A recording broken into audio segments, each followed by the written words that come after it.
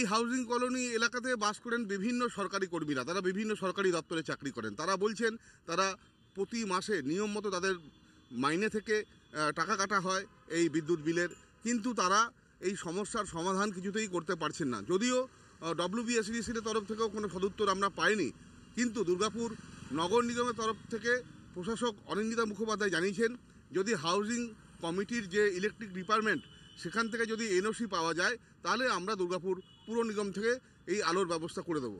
আমাদের হাউজিংয়ের কি অবস্থা, চারিদিকে অন্ধকার, কোনো স্ট্রিট লাইট নেই, বাচ্চারা খেলতে বেরোয়, সাপে কামড়ানো এই কামড়ানো হামেশাই হচ্ছে, প্লাস চুরি হচ্ছে, অসামাজিক অনেক কাজকর্ম, মানে রাতের দিকে অনেক অসাধু ব্যক্তিরা আসছে, আমাদের কিছু বলার নেই।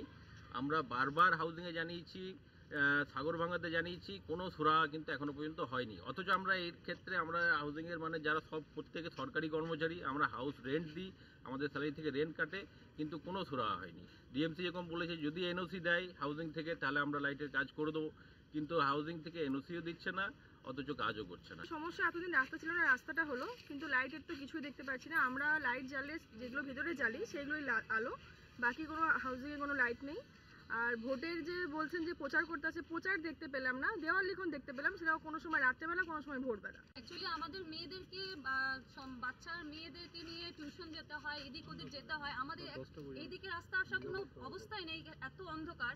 আমাদের ঘুরে ঘুরে ডেলি মার্কেট দিয়ে আমাদেরকে তুরঙ্গ বলুন আমাদের ওই সাইডে যেতে হয়। আমাদের প্রবলেম হচ্ছে মেয়েদের এইটাই যে আমরা একটা মেয়ে সন্তানকে নিয়ে যাব, আমাদের কি সিকিউরিটি আছে বলুন? এত রাস্তায় অন্ধকার, একটা আমরা নিজেদের কোনো সিকিউরিটি, আমরা মেয়েকে কি সিকিউরিটি দেবো?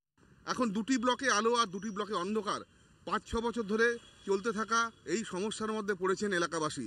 এর সুরাহা কিভাবে হয় সেটাই এখন দেখার।